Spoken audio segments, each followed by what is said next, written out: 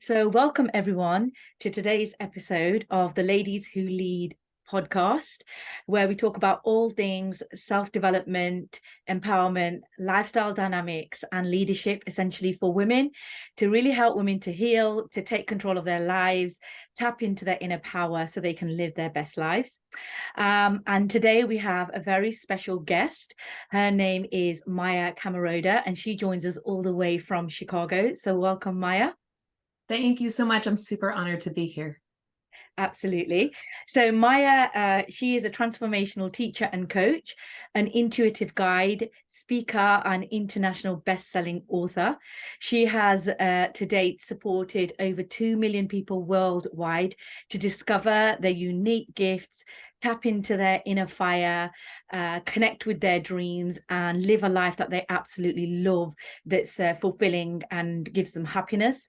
Maya has a unique gift of guiding people back to their home, back to their soul, their heart, their calling, call it what you do, to live the life that they were born to live. And we're going to go into this in a little bit more detail in the questions we covered today.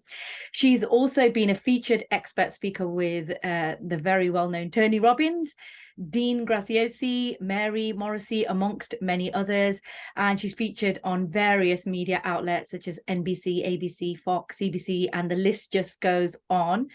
And you may have seen her recently at her Time to Thrive with Tony Robbins and Dean Graziosi, and she currently hosts the Edge Mastermind with Brendan Bouchard. So you're doing a lot. You're involved in so many things, and it's just so beautiful to see. So today's episode, we're going to talk about the X factor, which is one of Maya's niche expert topics to discuss, and it's called Cultivating and Embracing That X Factor. So before we go on, is there anything else you want to add about your background, or about to add on to the introduction that I've just given for you? Yeah, I think the main thing is, I think we all have this story and yet not being fulfilled. And I think that's something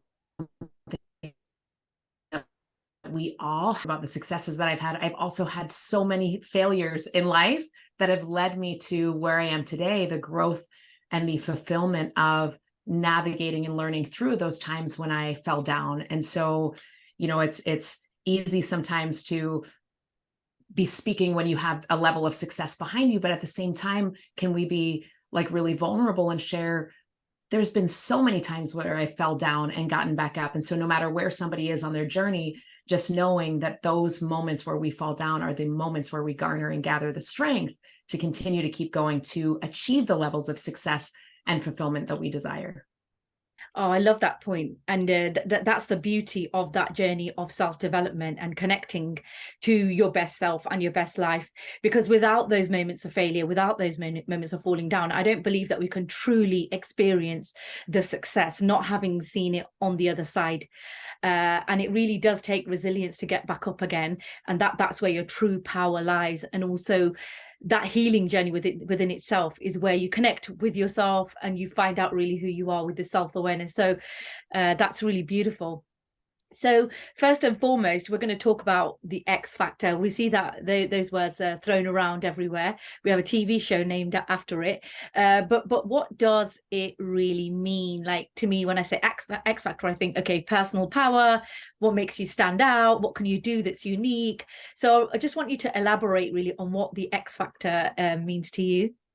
Absolutely. So I'm super passionate about the fact that every single person has an X factor. And I think that's something that so many people believe, oh, an X factor is for Tony Robbins, an X factor is for Oprah, an X factor is for these kinds of people, when the reality is X factor lives within each and every one of us. And so understanding and cultivating that uniqueness, that power, that passion, that desire that lives within you, the thing that makes you specifically you, is the most powerful thing that any of us can do, because that's what leads us to fulfillment. I speak all the time about, each one of us is given a very special gift, if not many gifts. Mm-hmm. And it's our opportunity and our privilege and our duty to to cultivate it, to understand what that is. And I think that's the opportunity that we all have, is to really, one, understand and believe that we all have one, and two, go on a journey of discovering what that is and reconnecting it so that we can share it not only with ourselves and the people that are closest to us, but then with others as well. Yeah, that's really beautiful. And you're absolutely right. It's part of our evolutionary instinct, actually, to continue to grow, to develop, to do better, to fulfill and reach our potential. And there's always that niggly thought or feeling that people have within themselves, in their soul, like you say, in their heart, where they would like to try something new, or they would like to take a different venture, but they are often afraid in terms of taking a risk or doing something different, going against the status quo. But I think if people don't, then they have this feeling of guilt or shame. But it's absolutely necessary, as you say, to find what that is, and connect with it. And often we go off into different tangents, different directions, and people realize, actually, I'm not happy. This I don't want to be here, and I wish I'd done that. So it's kind of never too late to follow that instinct and your calling. So that's beautiful. Okay, so why is it essentially important then for women, especially in this day and age, to connect with that X factor? The only way to be truly fulfilled in life is to do and to be the person that you're created to be. And without a real understanding of who it is that you're here to be, and without the cultivation of those gifts, you end up being super unfulfilled. So you may have on the external, from the external eyes, everything that anybody could possibly want: house, boat, family, all of these things. And yet on the inside, something is missing, because you're missing that key understanding of who you truly are and what you're here to bring, not only to your own life, but to the lives of others. And so there's a quote, and I love it. It's, a definition of success. The greatest definition of failure is success without fulfillment. And so I think so many people navigate their life seeking this external level of success, but then they end up unfulfilled. The true path to fulfillment is seeking out and cultivating the gifts that live within us. And so for anyone, and for women, it's so important to cultivate that uniqueness, to cultivate that gift that lives within us, to truly be fulfilled. Yeah, that's beautiful. And also to change the narrative of what women are capable of, because there's so many subscribed limitations of what you should or shouldn't do, and what it means to be successful. But life essentially is not a tick box exercise, like you say. So if you do everything, say, by the book, and then you get to the top and you're not happy. And I know many people who have actually experienced that. Often people are in the wrong careers, and they've spent 7 or 8 years going to university, doing a master's and specific training to end up in a profession that they don't enjoy, and they do it for 25 years. So that's just an example of realizing, the sooner you realize, actually, the better, that you may be going down the wrong path. And like we say, for women specifically, because men are naturally sort of socialized from being, when they're young, that they can have anything they want. They can choose anything they want. They can change anything they want. So they're naturally empowered. Whereas women are, or little girls are, often given restrictions. And that sort of plays in your subconscious programming when you're older about what you should and shouldn't do, and probably makes you a little bit more resistant to take those risks. So absolutely. And what you're capable of. So what you should and shouldn't do, and also what you're capable of as a woman. And so really leaning into this uniqueness, this X factor, allows you to harness even greater possibility within yourself. Yeah, absolutely. Yeah. And then is it a drive then that somebody feels? Is it there, or does it just appear one day? How does the X factor generally come about? So such a great question. What I have found is we navigate our life through contrast. So it's understanding this isn't it, right? I'm unhappy. I'm discontent. There's something in my life that I want more of. I want more passion. I want more purpose. I want to be home with my kids and live my passion. I don't want to compromise. And so I have found that usually the X factor starts to emit from us. We start to understand it and cultivate it even further. But it starts with this feeling of being dissatisfied with some area of our life. That's how it usually starts, right? Like, I want more. I want more passion. I want more vitality. I deserve more. Enough is enough of this kind of life. Enough is enough of compromising myself. Enough is enough of asking for permission to shine, So I find that the first place that starts to emanate is from a feeling of discontent. And no matter where you are on your life and in your journey, we're always going to have a discontent and also a desire. And so understanding what is it that I'm struggling with right now? What is it that makes me sad? What is it that makes me upset? What is it that I really want right now? And that will support the cultivation of this is the life I'm meant to lead in my life. This is a gift I'm meant to develop. Yeah, that's so powerful.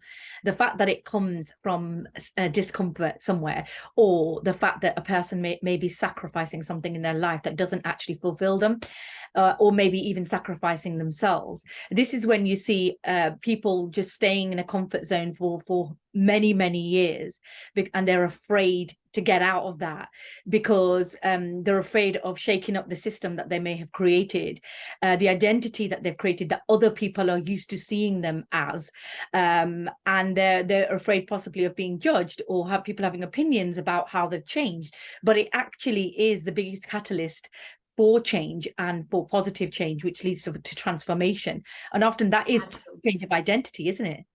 Absolutely. And the skill to develop is, I see so many people that get upset at themselves for having discontent. This should be good. My life should be good enough. I have the house, I have the family, I have the job that's good or great or what have you. And yet I'm still unfulfilled. And so they blame and shame themselves for the fact that they're not happy in the current situation that they're in, when our opportunity is to really honor and celebrate ourselves for the fact that we're understanding that there's something more that lives within me. There's something more that wants to express. There's something more I want in my life. And so if I have a discomfort or I have a discontent, then I translate that immediately into what I would love.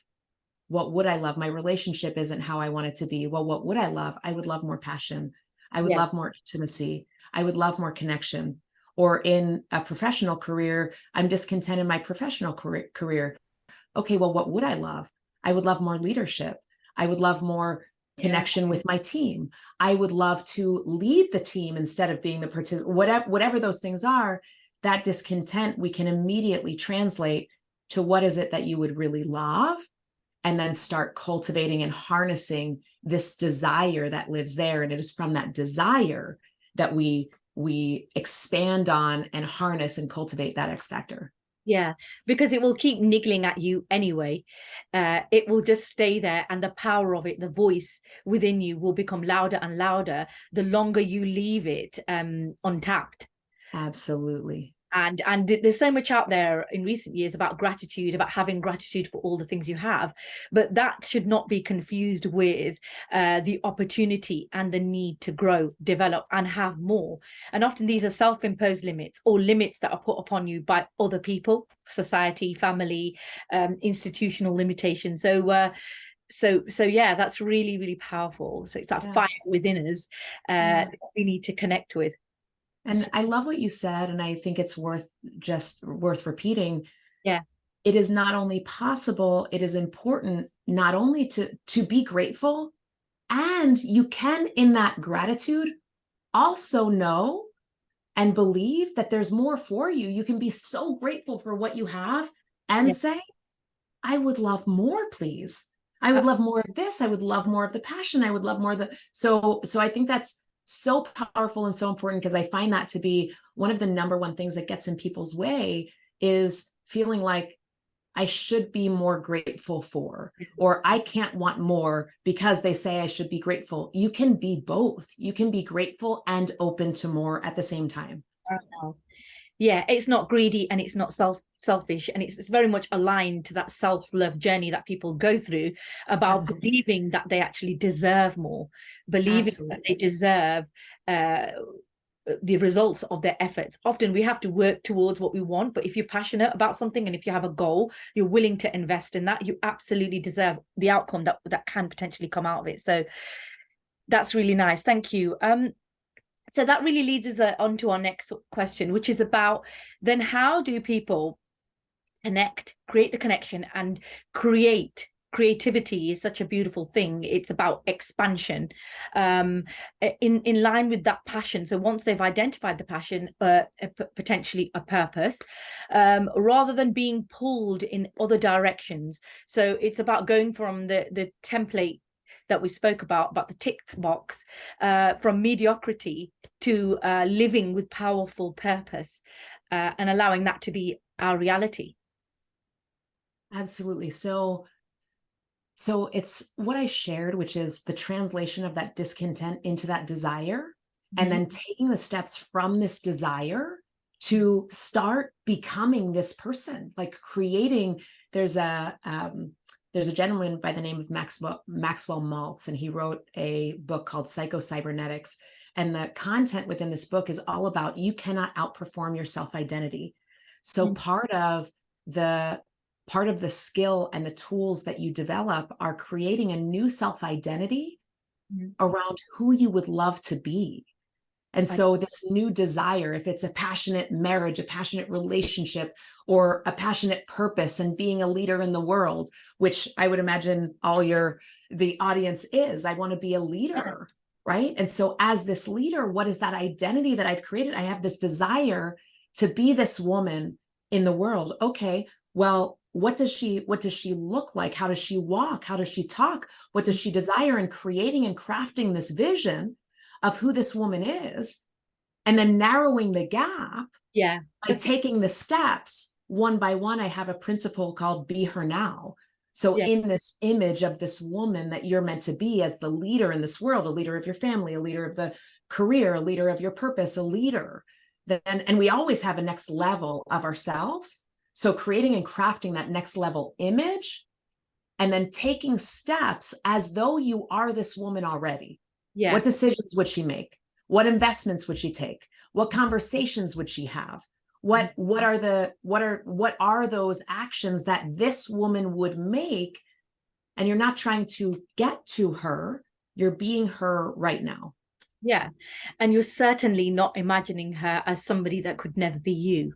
So like, oh, that a lot often people are so self-limiting and saying, oh, things like that don't happen to me, or I could never be that lucky, or because they don't truly believe that they deserve it. And I love it. I love what you've described. It's actually very much aligned to a coaching tool that I learned in my my course, about already living like you're her, feeling her, doing her, uh, buying the things she would buy, going to the places she would go to, talking as she would, and by like there's so much out there again about visualization, about affirmations, but this takes it one step further, where you're actually enacting that version of you.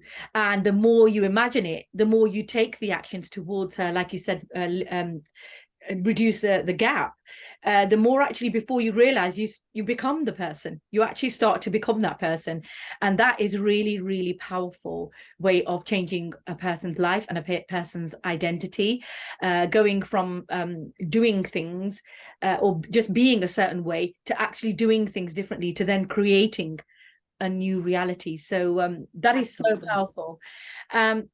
Also, I think if we look at things that hold people back, like personally, I think there's a lot of societal expectation about what maybe a woman should have or be. Again, we talk about those limitations, but for me, it's up to each individual to personify what success means to them. It doesn't mean fulfilling somebody else's expectation or following a rule book or a guidebook. So that really takes an element of self-awareness to identify who you are and what success would look like to you. And if that's different from what the majority of people are doing, it's really okay. Absolutely. Absolutely. Yeah.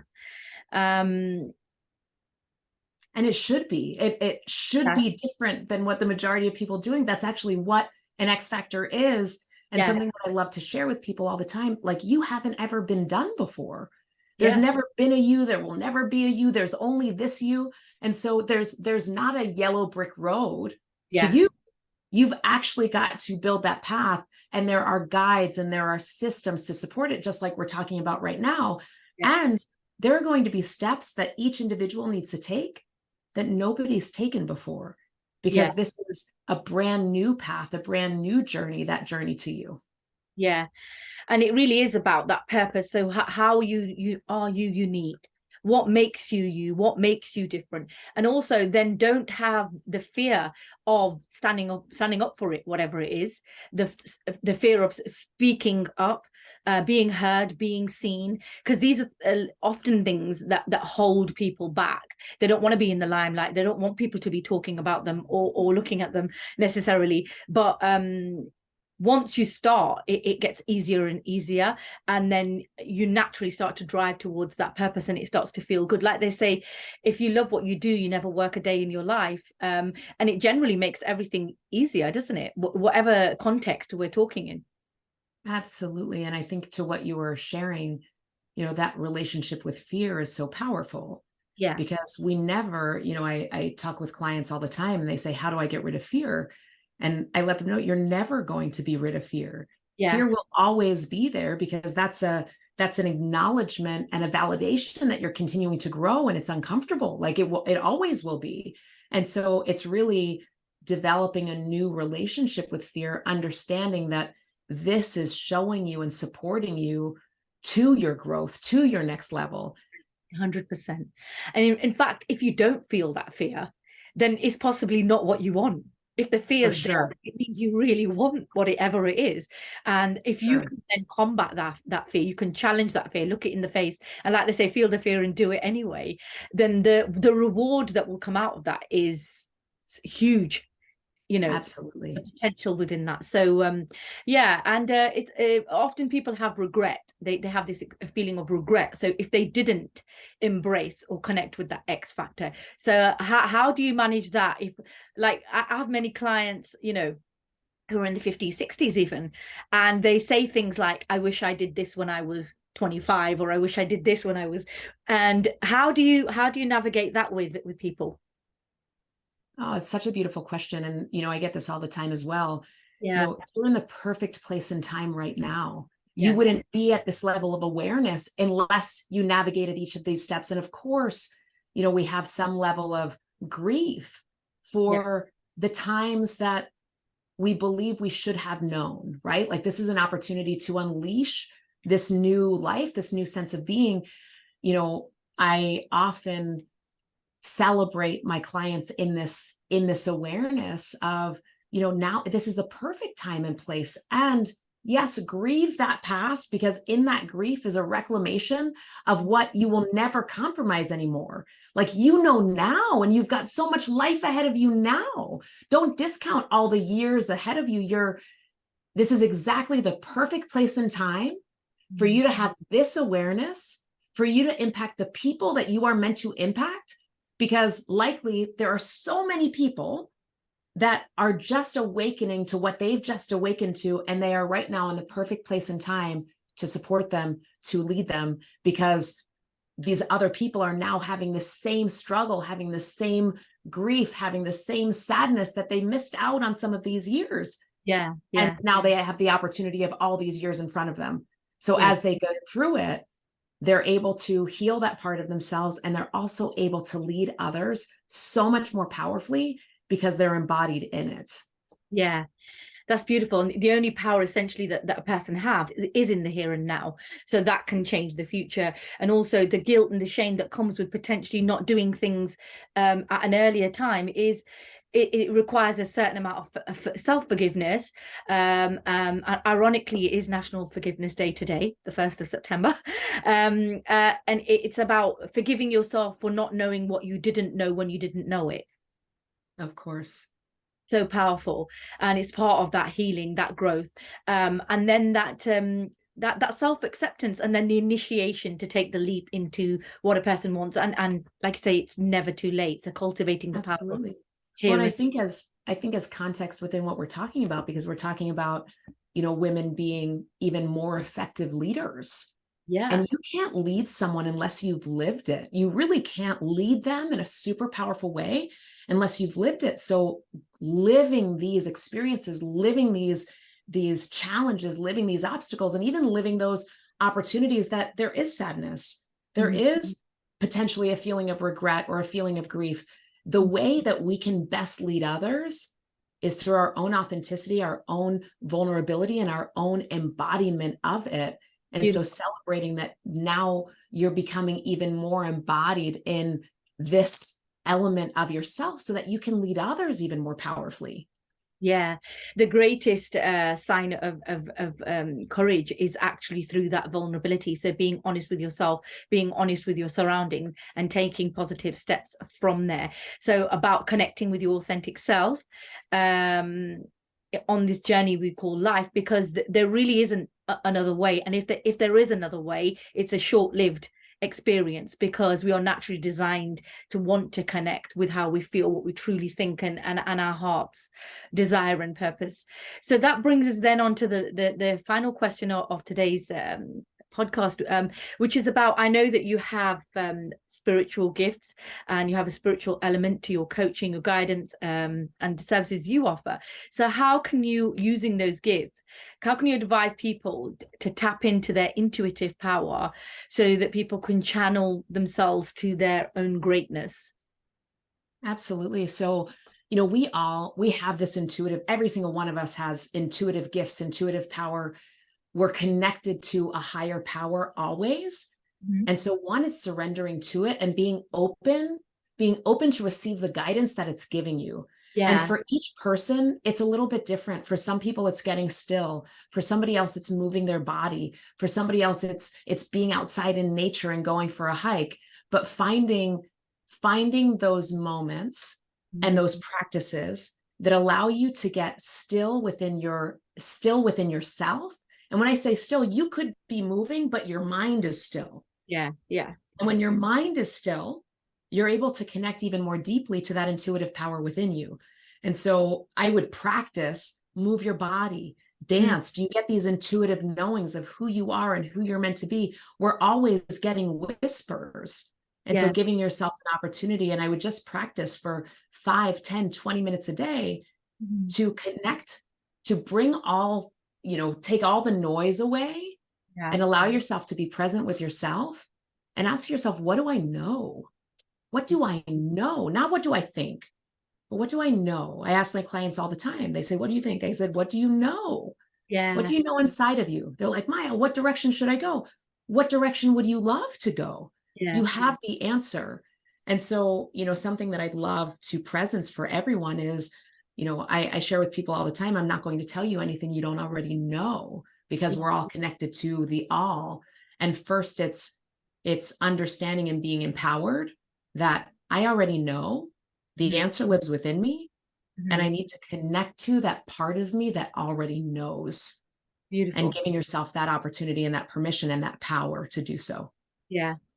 So is that often the gut instinct, the what the person already feels? It may be more powerful than just a gut instinct, but essentially a person already knows. But like you said, to be still, to be in that mindful moment. Often people do that through meditation or yoga, or just being out in nature when they're truly authentically connecting with themselves. Because in the lives that we live these days, it's so easy to create interruptions into our own intuitive flow through just being busy. Everybody has 1,000,001 things to do. So unless you stop, you feel and you connect, that those answers won't come, but they're already there. That's what you're saying, right? Absolutely. They're already there. And so giving yourself an opportunity to connect with it and to let all the noise and all the logic drown out, because so many times we can logically make things the right answer. Yeah. But how does it feel in your body? Does this action feel good in my body? Does this feel in alignment? And that's, I think, a really key word is, from alignment, taking action. And that alignment is going to be your knowing of what's right for me in this moment. Yeah. So what happens when somebody takes the wrong path? Because essentially I say as you should, if you think, feel, and say what you think, what you feel, and what you say, if that's in alignment, then you're on the right path. If any of those are not together, then essentially you might be doing the wrong thing for you. So how does somebody who's maybe taken the wrong path through fear of taking a risk, or not displeasing someone, or not following a norm, or whatever, what do they then do? How can they recover? Yeah, so what I would say is, also, I don't know that there's ever a wrong path. There's just a really loopy way to get to where you're going. So you can make it, and because ultimately there's always a learning, right? So I think that understanding of like, you can't do it wrong, but you are going to learn a lesson, and you may learn it a harder way than you want to. There's a Chinese proverb that says, the way that it begins is the way that it ends. And I have learned this lesson, and I would encourage every member that's listening to consider, what are those things that you did that, hindsight 2020, you thought, maybe that wasn't the most aligned action. And then it took you a year or 2 years or 5 years to clean up that mess, right? But you learned some lessons that you will never do again. I entered a business partnership that logically, it made a lot of sense. Logically, it was a great partnership. Logically, my finances were going to be great. Logically, for a lot of reasons, this was the best step for me, logically, in my brain. In my heart, and as I sat and looked back on it, because got a little bit messy, and it took me a couple of years to exit this partnership, about 18 months to exit. And as I looked back, and I sat with my heart, and I sat with what I knew, and there was a part of me, a little whisper inside, that said, something in this doesn't feel quite right. And then it took me months and then a couple of years to actually exit that partnership. And it was pretty painful. And the lessons that I learned, I will never compromise myself again. And so I learned many lessons in it. So I would say, to your question, one, it's really aligning with yourself and saying, okay, let me first start the way I would love it to be. If something inside of me says, there's something not right, then don't take that action. Pause before you take that action, seek alignment before action. But then if you are on that, if you've already taken that road and you're sort of off track, you're on a loopy path, then you start taking the steps to get yourself back in alignment. And you also honor yourself and forgive yourself for taking a step that was a loopy way, because there was a lesson for you to learn in here. So rather than shaming and blaming yourself for going off track, it's like, okay, how can I really learn this lesson so I never have to learn it this way again? Yeah, absolutely. That's so powerful. And thank you so much for sharing your personal experience, because it's very relevant, obviously, to what we're discussing. And I'm sure there's many people that can resonate with stories alike, with whatever context in their lives. And it really is in that power to realize, and the lessons, every experience is a lesson. So nothing necessarily, like you say, is a mistake. As long as you take the lesson, learn from the lesson, and ascend, change behavior, or do things differently next time, then the lesson is well learned, as I say. Absolutely. And I think a powerful tool in this, because we all have patterns of being. Right? Patterns of, and especially as a woman, not especially, but as women, we have specific patterns given the way that we were raised.